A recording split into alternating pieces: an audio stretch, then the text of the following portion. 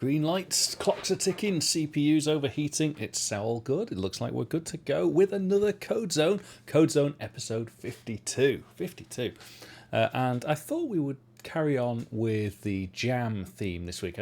The jam is now over, of course. And I thought it might be useful to perhaps review some of the code that I've written, because basically that's what the CodeZone is about. What have I done over the last week? Well, I have written some code, and I wrote code for the jam.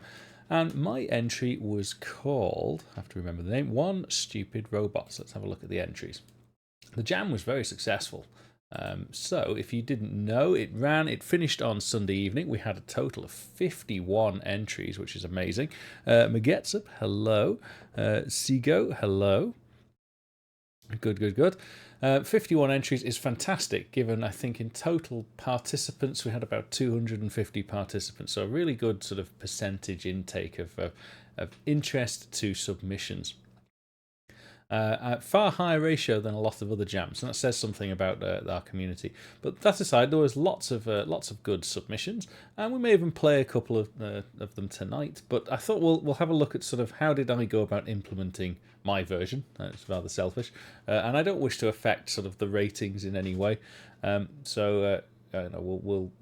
not going to sort of review things live just yet, because I know that has happened in the past.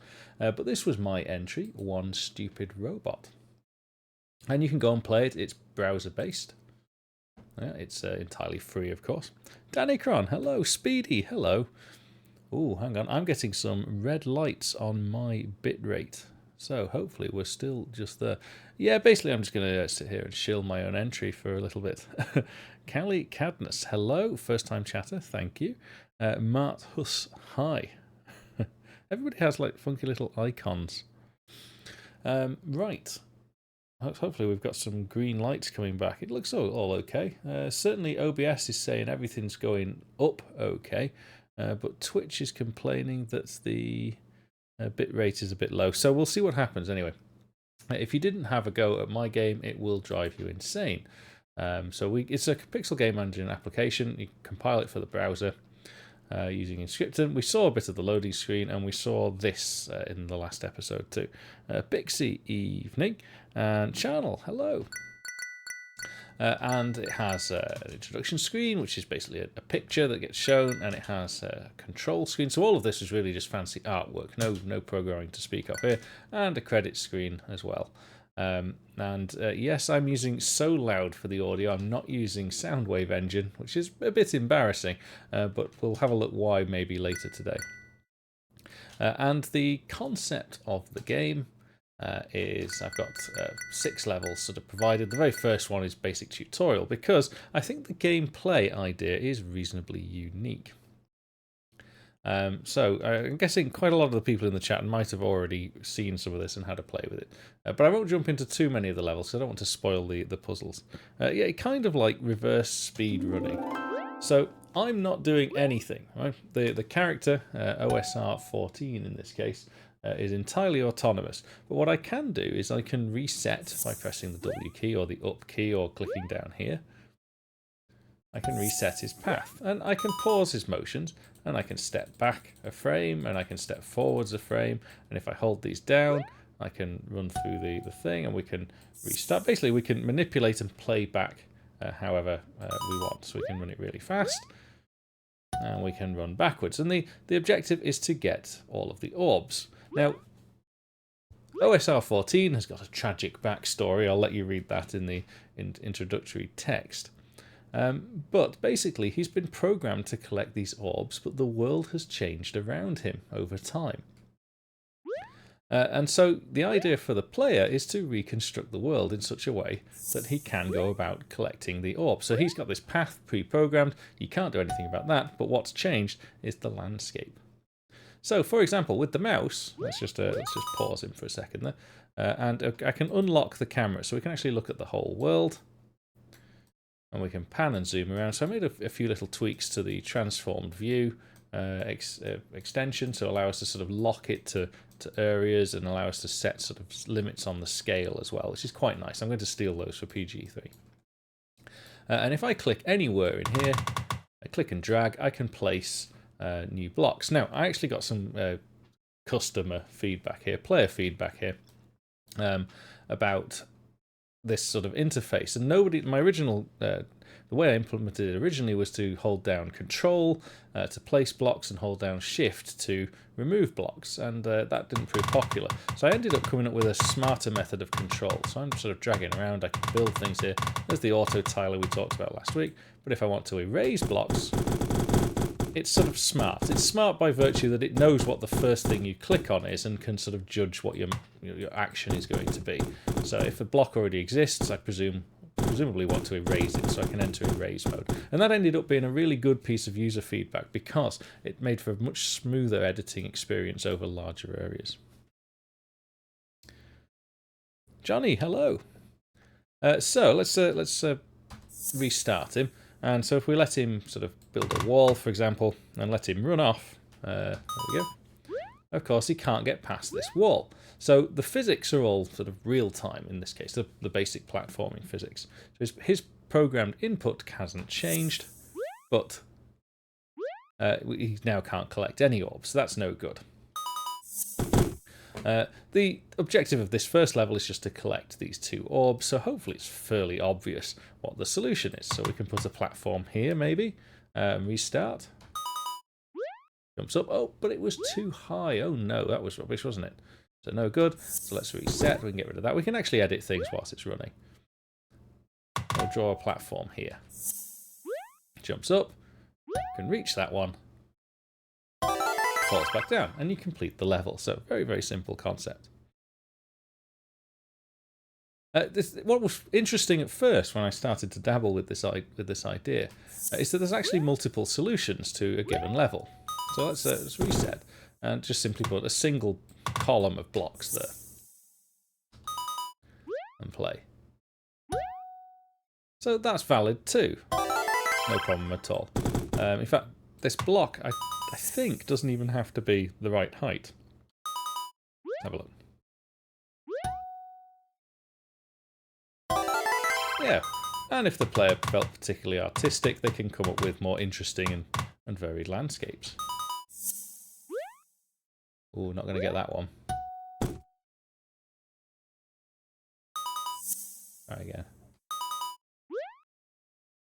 And I was going to have a dynamic where you'd have a limited amount of land to place, but I thought, you know what, I'm having too much fun sort of constructing these complicated worlds. So that's the premise of the game. I thought it was pretty original. I'm not aware of anything like that before, and it turned out to be quite good fun. And some of the puzzles end up being quite fiendish. So at any point you can press escape and go to something else. So the second level is kind of designed as a way to get the player to do something a bit bigger than just a single platform. But it's very difficult to get this one wrong. Now, I'm not going to implement the solutions because I don't want to spoil it, because I know some of you haven't played. It's not using PG3. Alta, hello. Yeah. Are these generally about game dev, or have you any session talking about it? We talk about absolutely everything and anything. It's just this specific week we've had our community code jam, so that's why we're looking at this entry. Normally we're working on a project which is I'm building a two-dimensional editor of things, which is actually a good fusion of graphic design, game engine design, GUI design, all sorts of things. But just we're sort of in an anomalous period at the moment with our jam. So yeah, this was level 2. It's designed to sort of, you've got to follow the orbs, so it's reasonably predictable where the path's going to be. There is a little curveball in that a lot of people might think, oh, well, these first 3 orbs here, I have to put some sort of platform there. That might actually catch you out. And I've left sort of a cue to say, well, there's actually some stopping points. Because one of the first problems I noticed, and what makes the game very hard, if I get rid of this and draw in the obvious platform at this point, let's restart him. I don't have to restart him every time. I can actually just fast forward him. So he jumps and grabs those. Right. But what it occurred to me is if I zoom in here and we look, if we go frame by frame as he's coming in, he actually overlaps the end here. So before this turn, that means he has to have physically collided with the blocks that were already there. And that becomes an important part of the physics. So we can rewind because that stopped him in his tracks before he turned around. So now he's jumping from a slightly different location. And that affects the sort of his progress through the levels later on. And this is why I think the game is particularly difficult, is you get all these little subtle changes. And it does make it quite challenging, but at the same time, I found it quite addictive, because once the levels are getting so large and complex, I can't actually remember what the solutions were for them. But little things like that. So this one was really to introduce the player into timing is important. So you can kind of get through the level, but it's not quite as precise as it should be. The third level was designed with... So I'm not going to run through all these, but this one was designed to sort of really test the player. I think this is actually probably one of the hardest levels there is. It combines sort of missing platforms. I think there's some obvious cues where these platforms might be, but the player kind of has to work out what the length of these platforms are, because when you're playing a platform game, you still hold the controls in the direction you want to move, even when you're free falling through the air. Ooh, Londo, hello, welcome. We're just quickly reviewing and shilling my jam entry, and talking about how it works. It was called Leap of Faith because I think it's fairly obvious here that you kind of work your way up, and then you take one massive jump down to get to sort of the ending area where there's these final orbs here. And it's the first time the player sort of finds that the landscape is partially correct. Will there be any code in this code zone? Yes, we'll be looking at some code. Maybe not new code tonight, but we'll certainly be looking at some of the implementation details of how I went about doing this. Because I'm just running through the levels now, but I'll also show you one of the assistive tools that I needed to make. Right, this level is rather crudely labelled, but the problem with this level is there's a lot of options for some very fiddly manipulation going on up here. So this is sort of laid out in a way deliberately to deceive you. And make you think that blocks are where they should be. But not only that, the robot's AI, and I stress the robot's AI in this instance, made a mistake whilst trying to navigate the platforms. So and I thought, well, do you know what? I'll keep that in the robot's AI because that actually adds an interesting puzzle dynamic that it doesn't always get it right. And so you might think that you've made a mistake by putting platforms in the wrong places. Yes, it's this very easy game. This one. Kano Wanagasaki. Every week. So, the next level was called Trolled. Now, there's some subtle clues to this level as well. It's called Trolled because if anybody gets to the end of this level, you're in for a bit of a nasty surprise. But I'll leave that as a surprise. But again, I think there's some deliberate landscape cues as to how this level might be constructed. So everybody jump straight in with drawing platforms. I always have a look around because I have tried to sort of factor in some other puzzle elements for you to work out. And this last level now, Landslide. This occurred to me and why it was added sort of after the original testing set went out. It was an interesting sort of, I thought, well, hang on, everything so far has been about removing platforms, but there's nothing about about adding platforms in space, but what about removing the platforms, removing the dirt in order to make the world happen? So you can see there's all sorts of stuff goes on up here, but it's all collapsed down here. And so you have to sort of burrow your way through the world to try and solve the puzzle. This one's actually very difficult. I'd be surprised if anybody actually solves this one. And I think there's some information theory that might describe why you can't.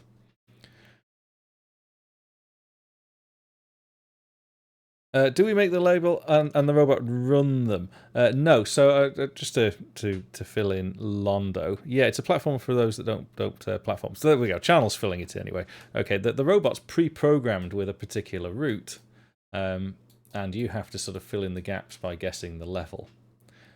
Now, one thing that is, I'll have to come out of the web version for this.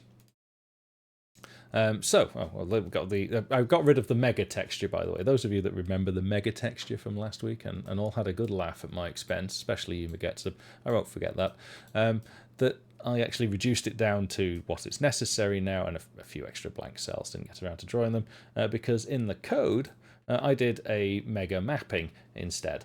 So this is we looked at sort of neighboring cells to work out a unique identifier, and then we take that unique identifier, index it into here, and take the number that's spat out of here to choose the particular image out of that texture. So it's a much neater way. You don't now need gigabytes worth of assets to make this work. Yeah, so the mega texture has disappeared. So I thought we'll quickly. Oh, what was I going to show? I was going to show the sort of built-in tooling that's in this. This is the official splash screen, by the way. It's very easy to use. So if I go to level select, and I'm going to pick level. There's a certain key combination I have to hold down, which allows me then to enter level edit mode. This actually does exist on the web version too, so you can start to play around with it. What do you mean, Kieran? If you know it's not better or worse, that's the only way you can do it. There's literally no other way to do it. So the user interface in level editor mode is not as pretty or as sensible. So I'm going to change the camera. We can see that the robot is here. There's no specific sort of scrubber controls anymore now. You've just got these buttons. So if I press the playback start, so he's playing back the route. There he goes. And you can see faded out here are some platform tiles that I've sort of washed away. That's what I've got, a washing brush here. So this was the level as intended. So it works by you design the level, and then part of the challenge for me as the programmer of this, I had to create a full-on working platform engine. So now this is me pressing the buttons, being in control of the character. If I go into follow player mode again, we can do that. And I can edit cells again. I have to go into brush mode, so nothing's quite as smooth here. Block brush, so I can place blocks one at a time in this mode and behave like a platformer. Now, what's that? Oh, thank you, Donny G. Thank you for your subscription.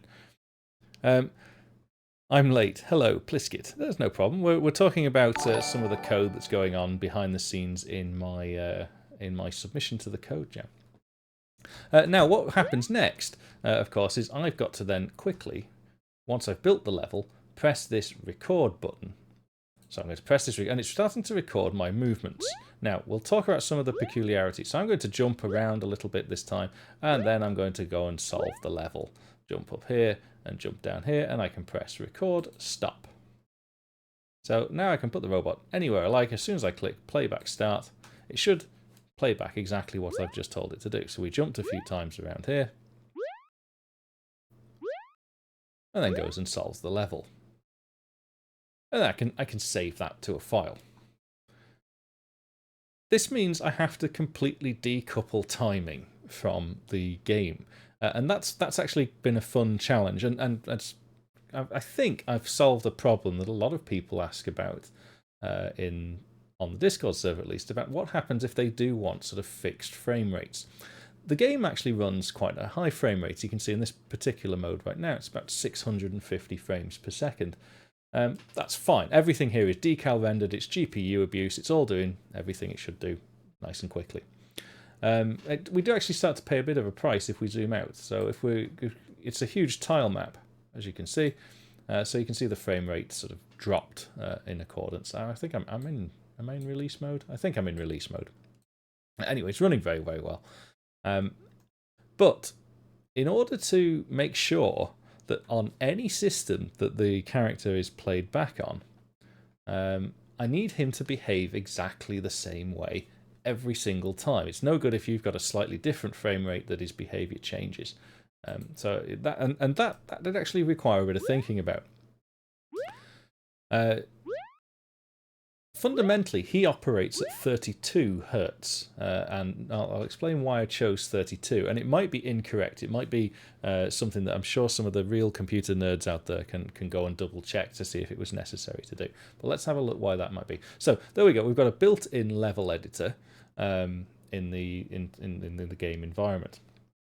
Now, at any point, everything is persistent. So if I actually go into the level and click play, you should see he does the last thing they did, which was these several jumps instead. In fact, we can see per frame at 32 hertz what my inputs were for that particular run. This, again, was a bit of user feedback that said I needed this grid on the side. It was one of the things that you couldn't identify was when the character is jumping, because he only jumps if he's on the ground. That's the nature of the platform physics. So you only get the sound cue, the little boink, when he jumps, if he's on the ground. But what if he's not? And I press the jump key because you've got part of the puzzle incorrect. You need something to indicate you've missed a jump opportunity there, or to work out precisely whereabouts on the platform that jump has occurred. So I thought a visual indicator of the input would actually make some of the puzzles a little bit more easier to solve. And it does, and I actually think it works in our favour, because you can look at it and decipher what you need to do as well. So, yes, why 32 hertz? Right. Well, let's have a look at the code that's actually handling the framing. So to look at this, I had to build a platform game that had a level editor. So one of my stages, remember I had a state machine that handles whether I'm in gameplay mode or menu. So I have a state which is level creation state. This one here, and this is the one with all the GUI buttons that you've just seen. And in here, I have a particular class called a game platformer. So I thought what would be good is to use exactly the same platforming engine across any modes that need the platformer. So either playback by me or playback via the algorithm behind the scenes.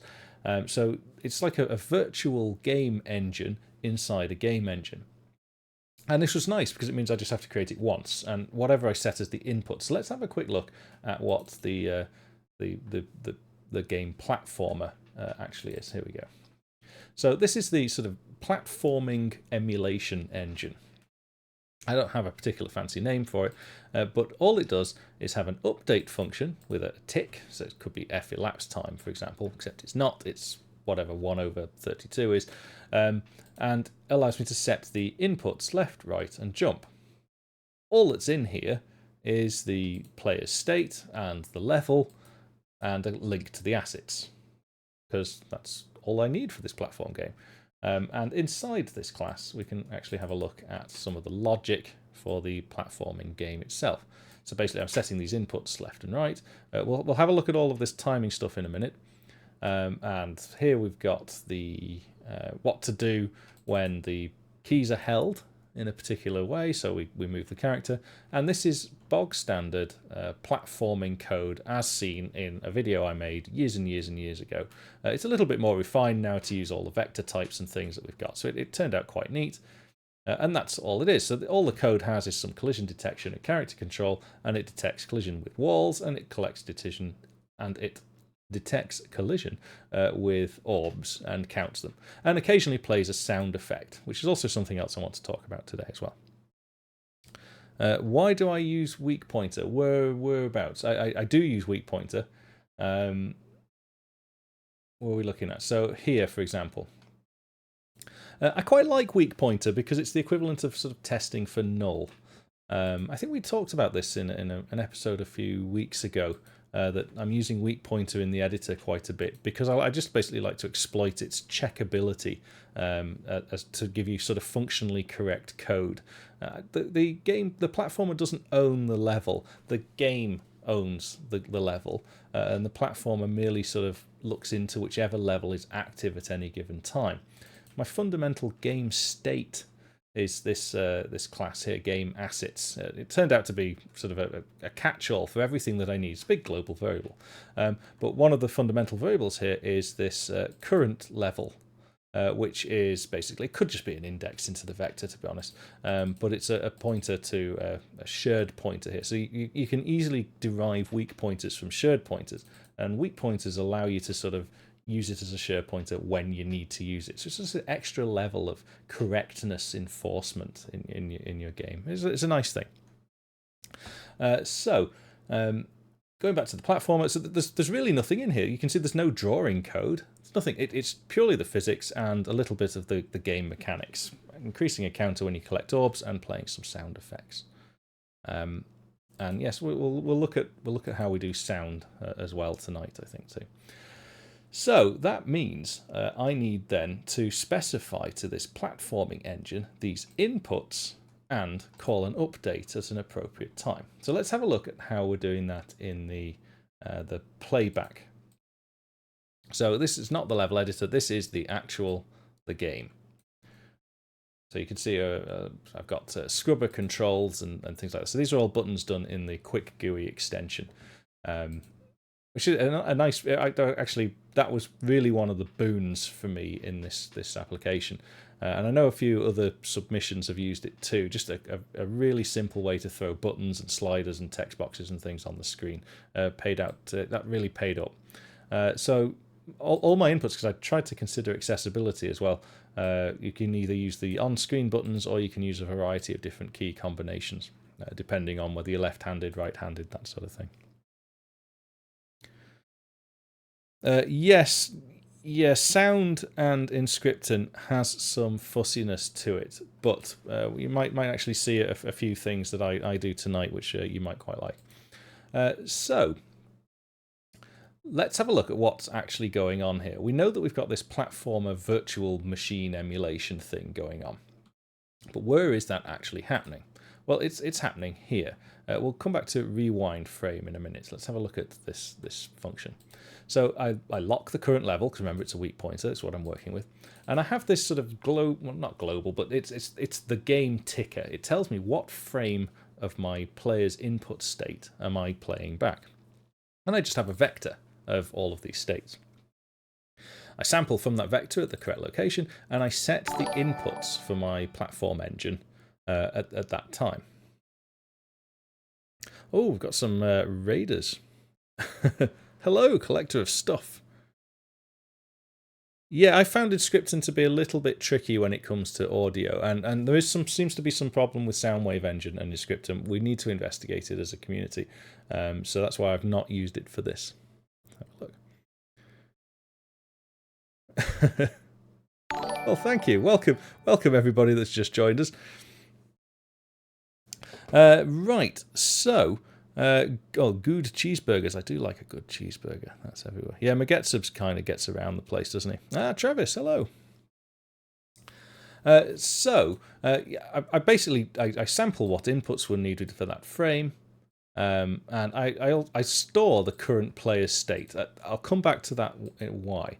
But then I call this platform update ftick, and ftick is my elapsed time, and we get ftick from here. So if we're in playback mode, I accumulate time, and when the accumulated time is greater than my ftick value, I reset it and say, right, I'm good to go. So the game itself can actually run at hundreds of frames per second, and it renders at hundreds of frames per second, but the actual updating only happens once this condition is true.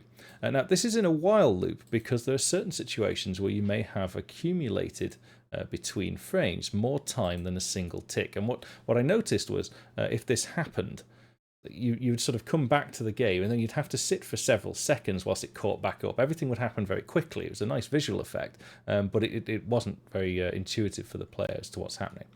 And I set ftick up here to 1/32. Why? Maybe mistakenly, and I do say that, I wanted to hope that this can actually resolve to something reasonably trivial and precise for a floating point number. And I think it does. 0.03125 is the end result there. I think that can actually be very comfortably represented by a floating point number. If for example, I chose 30 hertz, then I've got sort of this awkward, irrational 0.3333333333 nonsense going on. So you can't precisely represent that tick. Yes, well, I've just explained why 32 frames per second in this instance.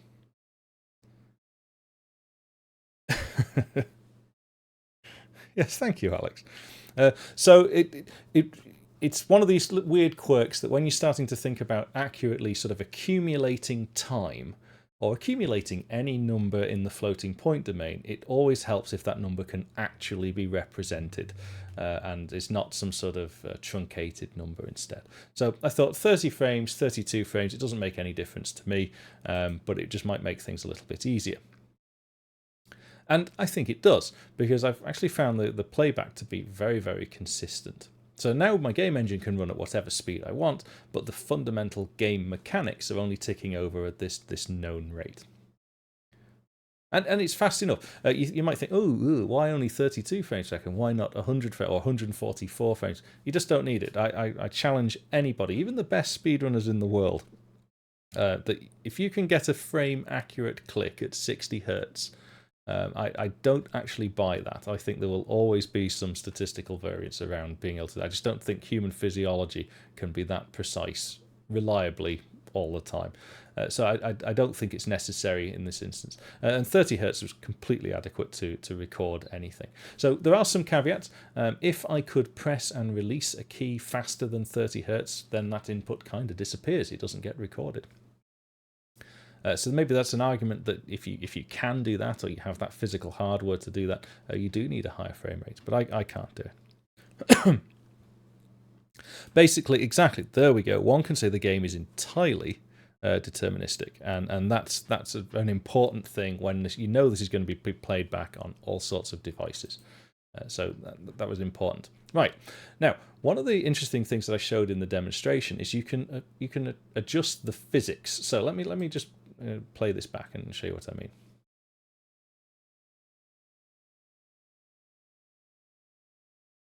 So if I go to the level select, let's go to the first level again. So he's off doing his run automatically, and we can rewind it. But it occurred to me, what happens if you interrupt him in the middle of his run? So, or you change the world in the middle of his run. Right, so let's put some blocks in. There we go. So we've upset sort of the trajectory of the run, but I can rewind at any point.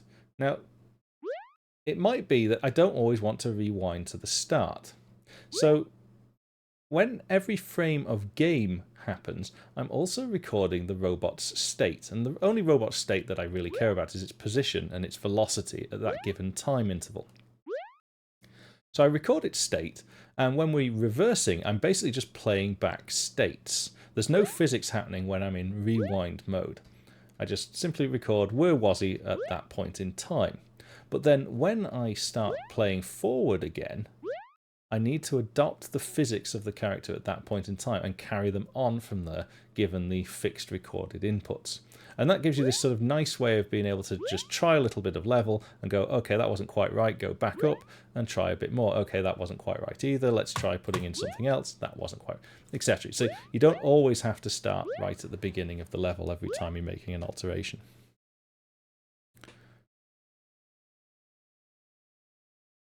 Let me just catch up with some of the chats. Yeah, there are some frame perfect tricks. I mean, I've no doubt that people can do these things, but I don't think I don't even think some of the original sort of NES and SNES codes would sort of be tolerant of single frame things. I don't know. Super Mario Brothers 1 was a bit of an exception. The thing is, you can draw speed. Exactly right, Travis. Right, so I did have sort of ambitions to fill this full of interesting particle effects and lots of animations, and all of that can happen beautifully slick, and it's fundamentally irrelevant whether it's related to the stuff that's going on in the game world. So that can happen at the higher frame rate, but for this, the input and the physics has to be consistent. Yeah, it is a bit similar to Braid in that regard. I was a bit worried that would consume loads of memory, and when you're compiling for Inscription, you have to allow the memory to be growable. But it actually turned out to be somewhat deterministic, because I know that I'm never going to record more states than the vector of some input commands to begin with, so I can establish all of that. I don't need to grow any vectors in real time. Right. So that was the playback, and that's why we were down to 32 frames per second. What else is going on in here? So this is just drawing stuff. You'll see the playing mode is not much particularly interesting going on. We're doing some rendering. How are we rendering? Well, I'm using a tile transform view. You've got two particular modes. You've got this free camera mode or you follow the player. Well, follow the player is obvious. You just set the offset to the camera position. The camera position is locked onto the player. Or we handle pan and zoom mode. And this is where I added in these zoom offsets. I can't remember where I've set that up. I think it's down here. Yeah, down here. So I can establish a world boundary, which means the camera can't go outside of that boundary. And what am I looking for? Here we go. ttv.setScaleExtents. I noticed that when you zoomed in, if you did actually clamp the scale value, weird stuff happens with the positioning. So it's not a good idea to do. So that needed to go fundamentally inside the transform view. Right. What's next? Let's talk about sound. I'm just going to have a glass of water.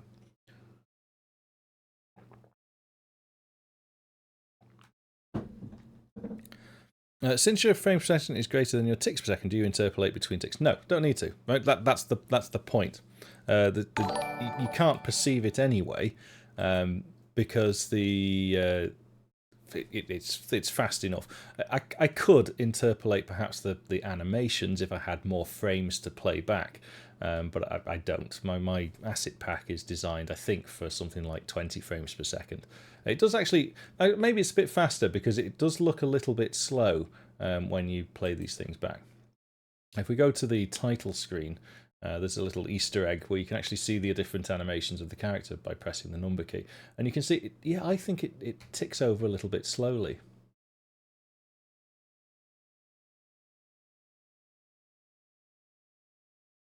But, it gave a look and a feel I was happy with, so I'm not too fussed. Right, next thing I wanted to talk about was sound, because... sorry, I'm just catching up with some of the... Okay, it's not a question. So in sound, I've decided to use the So Loud library. Now, I use So Loud because it's just really good, and it was one of the things that stopped me from doing Soundwave Engine before I did. So it's just so simple and easy to use, and it's incredibly cross-platform. But it's quite complicated to set up and build, and it might be worthy of its own CodeZone one day. But let's show you how it works so you can get a feel for it. In my sort of global state here, I've included the components of So Loud that I mentioned. It's actually a very versatile library. It does a lot more than just playbacks. It can do synthesis, and it can do sort of mixing and do MIDI and all sorts of interesting things. But I just really wanted it to do audio playback, and it'll play back MP3s and OGGs and WAVs and all sorts of things. So I include it here, and yeah, sorry Linux people, but you guys need to get on with your hash fragment comment lib. you just need to get that implemented into your GCCs. So I've included and set up the library there, but what's interesting from here is you have a state. Now, all of this is So Loud code. It's not mine. I've not wrapped it in any way, but I just want to show you how simple it is. So I have an instance of So Loud there, and I have this map of strings to sound WAVs. So these are So Loud WAVs. They're not necessarily waves. They are, but it's an audio sample. It's So Loud speak for audio sample. Now to load these things, if I go to my loading section, recall we spoke about this in the last episode. To load things, I have all of my files set up here, and I place them into a vector of just the strings, really. So these are the audio samples used in the game. There's a collection of MP3s and WAVs in there. And when I actually get to the point where I'm interested in loading this stuff, which are on audio assets here, all I do is create a object of a So Loud WAV, and I simply call the load method on that and give it the file name. Brilliant. I can't ask for anything simpler. So that's loaded up the audio sample. To play it back, if I go to something that has some playback on, level select does. To play it back is very simple. I pick the asset that I want out of my global assets thing here. In this case, it's my map of sounds, and I choose play, which is a SoLoud method. And recall that I rather lazily use the file name as the index to my map here.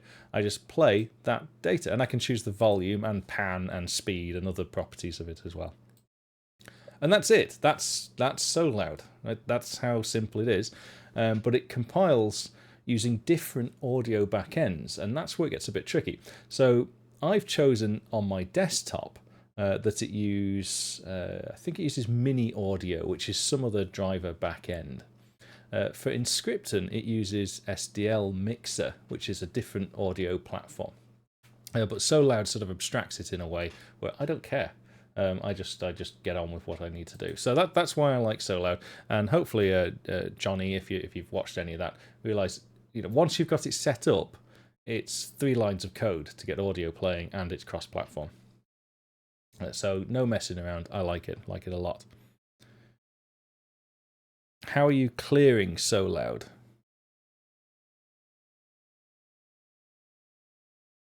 Does it need a... Don't know what that is. It's been been censored out even from my view.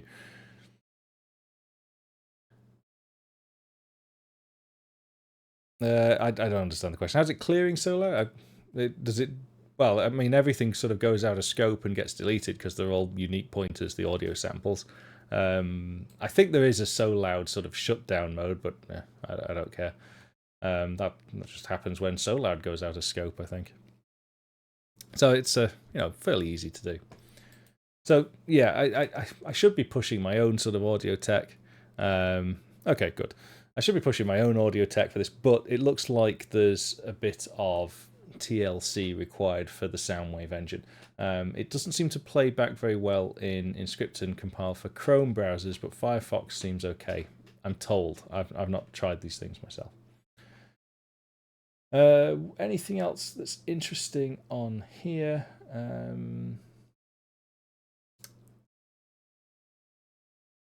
Maybe. Well, we did mention the state machine in the last episode. That actually stayed the same way. So the sort of the main fundamental Pixel game engine section here now is this onUser create, where we create the states, and this onUser update. And I like this pattern. I like it a lot, and I know that a few people actually borrowed the same pattern.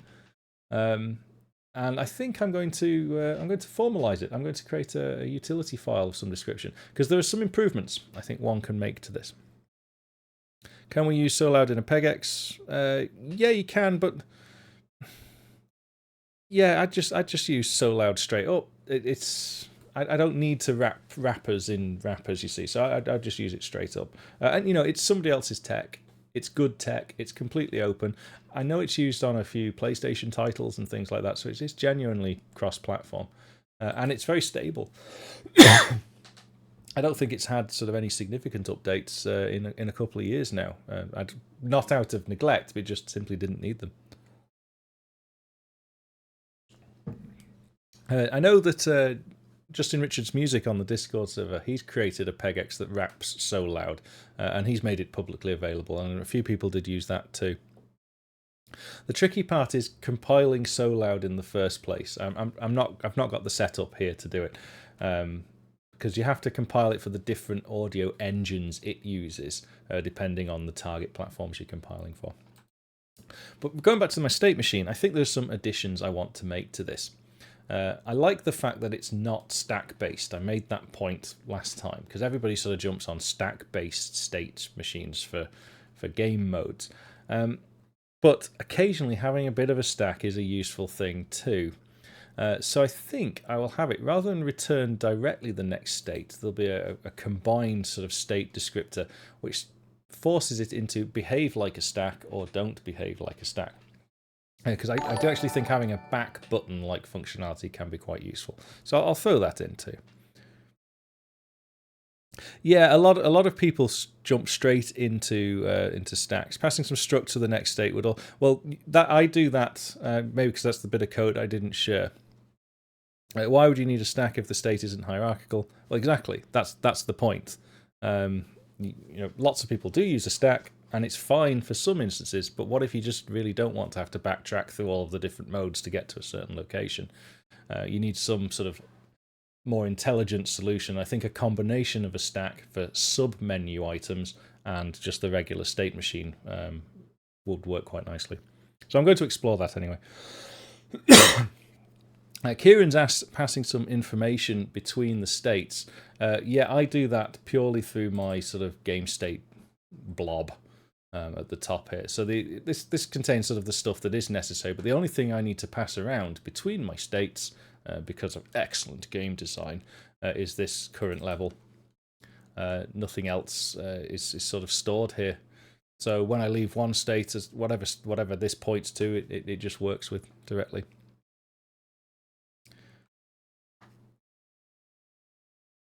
Talking architecture, a video about ECS. Yeah, I just don't like ECS. Sorry, ECS fanboys. We did 5 or 6 episodes on ECS, didn't we? Way back when, and that's where I decided, yeah, it's not for me. I think it's a fashionable thing. I think it certainly has its place in some applications, but there was certainly a fad where everybody goes, oh, it's got to be an ECS. Got to do an ECS to solve all of these problems. Got to be ECS. And yeah, I don't think it does. Doesn't like it. See, Magetsub's a proponent of just basically coding in binary. So anything that resembles an object is becoming repulsive to him. Yeah, entity complication system. That's not a far way off. Like I say, it does have its place. It's just it's a paradigm I just think is unnecessary. It can be used in the right time. Yeah, it's okay. It was the right thing for Space Thing because we had lots of things in there that needed little bits of variation. I didn't want to have to create hundreds and thousands of different objects for things. That was the right approach. But for something like this, it's not.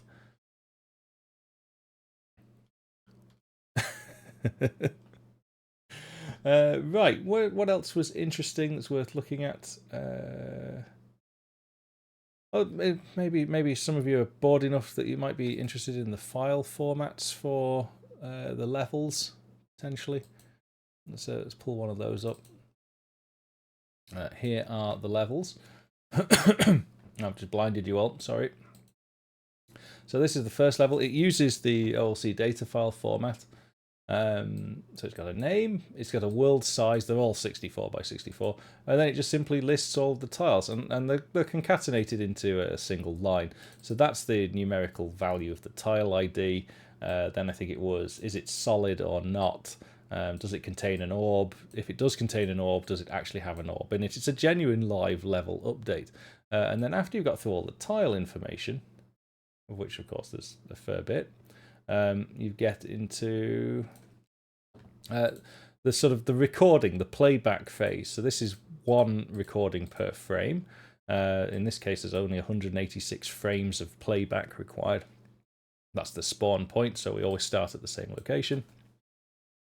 And we iterate through all the frames. Now I've encoded the 3 buttons, left, right, and jump, as the least significant bits of an 8-bit word, and so that's what I'm storing as the number here.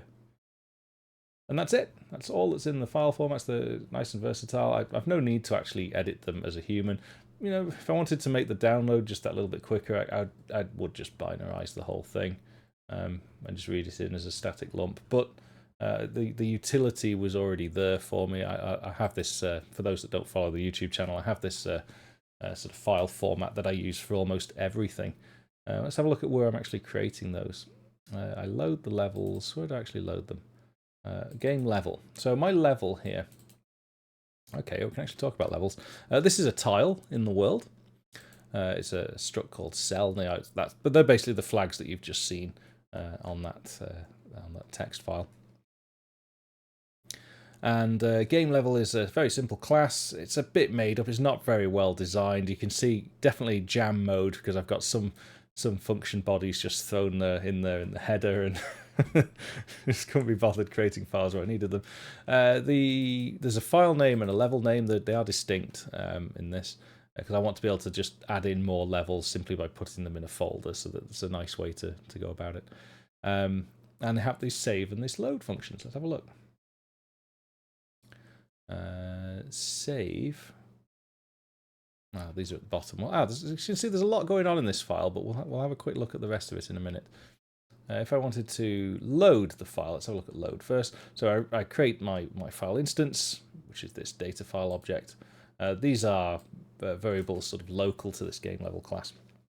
And I just get the name, grab the size, the X and Y components. If they don't exist in the file, then remember this particular data file format can't fail on read. And you can't read the wrong types, because all you can read are strings, integers, and real numbers, and they're all intrinsically translatable to each other. So you can't really get it wrong. If it doesn't exist, it just assumes the value is 0. Just make a game.hpp. Yeah, well, that's probably one of the things that I'm more known for, is doing everything in header files, much to the frustration of quite a few people. So the world map here is, once it's read the world size, we create this vector and fill it full of default cells. But then I can use this this method here, which is quite a nice feature of the file format, get index property. If I've got an array of common or similar properties, I can just choose the precise one, auto reference to it, and just set the data as necessary. I mean, really, it's simple stuff. Right? And saving the level is pretty much identical. It's just the reverse. We set strings and set integers instead of get strings and get integers.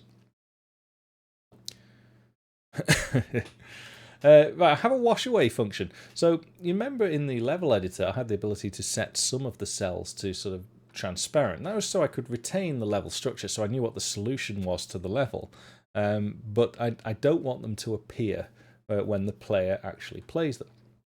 So I need to store that information, but make it invisible to the player, and I call that wash away. So basically, solid cells are only shown if this is drawn flag is set to true. So I have this ability to sort of toggle whether the cell actually exists or not. Reset orbs is required to. Cells can contain an orb. Once you've collected it, it fades out in much the same way as the cells. So that just changes the state, and also counts how many are left for you to collect. Yeah, you can try and reverse engineer. It'd be good fun.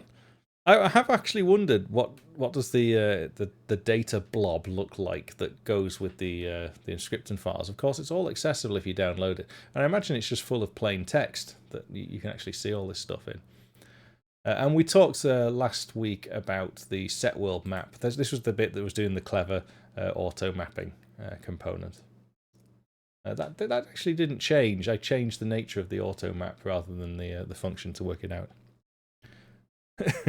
Yeah, I don't think you're going to need G Hydra, but yeah, I don't think there's anything else to say about it other than if any of you that played it, I know that the feedback so far has been, on the whole, it's good, but it's hard, and it doesn't surprise me. I think it's hard, and I can't genuinely remember where things what the levels should be. So let's go to let's try that one. So if I wanted to play it legitimately, so I can rewind there. Let's go. So let's go into free cam mode. It's a bit easier for me. So he obviously falls down. So I think there's a platform here. I can rewind. Now, see, he's fallen through that platform, but this is what I was talking about with the physics. So I can rewind to this point, because I know he's not interacted with any of this yet, and then play back, but the physics have to be real, and acknowledge the fact that the platform exists now.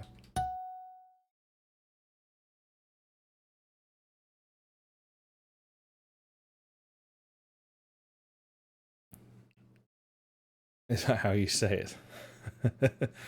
Oh, thank you, RamKXE. Right, so off he goes.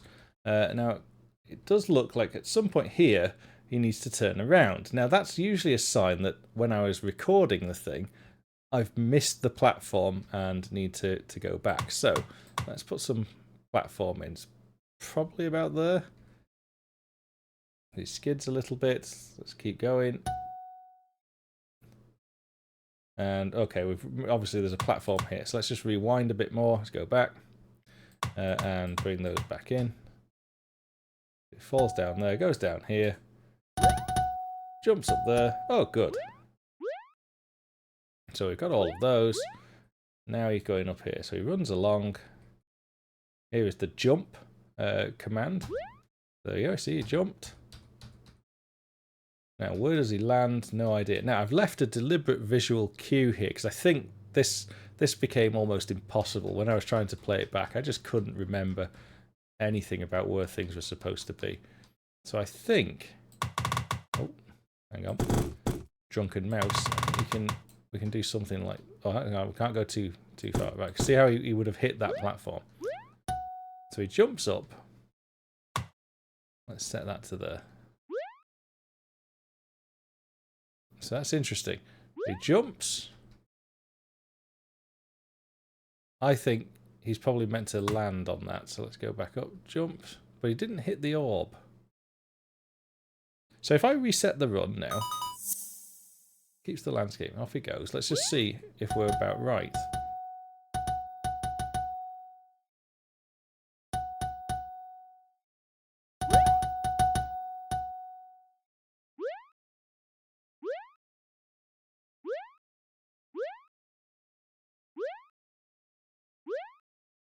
Ah, you see? We didn't get it. So that means somewhere we've not got the timing quite right. So probably he's meant to be on a platform for a little bit longer. And this is where it becomes fiendishly difficult to play. So I think that's okay. This platform, to me, you know, maybe it's a bit longer. Let's just play that one. Now, if it's a bit longer... So he does clip that orb, that's good. Collects all of those. Ah, see, also it could be... So that little change down there might have made a big difference. It didn't up there. So this becomes a little bit sort of, you have to think about what you're doing. Now, it could be that this platform here is too high. So let's get him bouncing around. Let's just rewind him a little bit. So we'll go back to there. Bouncing up the platform. Come on, get back up. Maybe the platform is actually there. Was there a jump that we missed? Yes, you see, there was. Look, see, there's a jump coming in. So if we go frame by frame, he did actually jump. So he's supposed to have landed before this point. So can't put that there because else he won't be able to fall down. So let's put that there.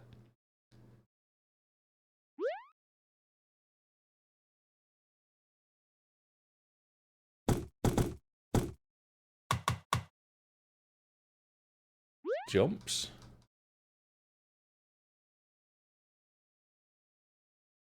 Clipped that platform, turned around.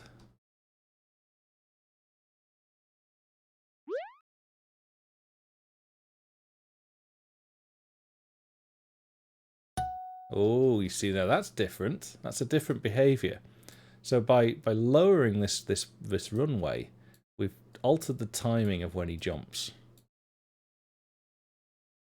Yeah, of course we get to. You have to exactly. There's like a stack up effect of all sorts of interesting things that are going on.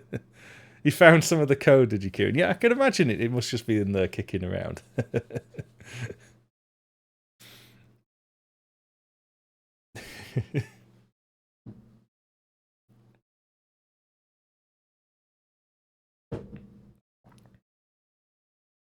Yeah, sometimes you have to get really close, right? Because don't forget, this is a supreme game player doing the recorded movements. Now, his next set of run, he jumps again, so clearly he wants to land somewhere. He's changing his direction, so I wonder if it's about there. Let's have a look. Bounces up. Okay, that looks promising. Oh, but it's definitely not that, because he won't be able to jump through that gap. Yeah, see? That's no good. So, is it about there instead? Let's test him. Ooh, no. there. Oh, look at that. Interestingly, he's now hitting his head on the blocks that are above.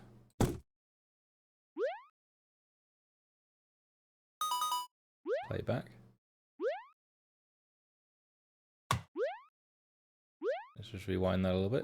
There we go.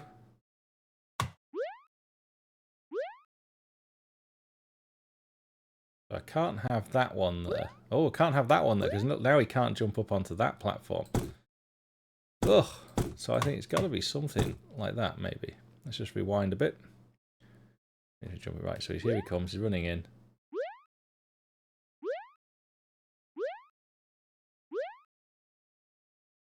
Oh, now did he do a jump? So he lands on the platform. He does do a jump. But that means we've got something wrong with this platform. Because, okay, we're being successful for the time being, but he's never going to be able to jump through that gap. So it has to be maybe something like that. Let's try that. All right, reset. Off you go. Goes running down, collects all those, comes back up. Oh. And this is why it's got a reputation of being hard. Now, I created this level. I can't remember what the solution is. But it was, I think, you know, you're going to get a couple of hours out of trying to debug one of these things if your brain is sort of this way wired. And I quite like it. Is there anything in this way you have to change the landscape as he moves through it? No, in fact, the only way you can solve the levels is by doing fundamentally a clean run at the very end of it. So until you get to the very last level, and we did say at the start of the stream, I think there's an information theory reason as to why that is. Because in the very last level, the idea is instead you sort of remove land. Instead of placing it. And I think this one's going to be almost nigh on impossible for people to solve. Or there's lots of solutions which are equally valid. Like you just get him to randomly bounce around somewhere in this pit, and off he goes.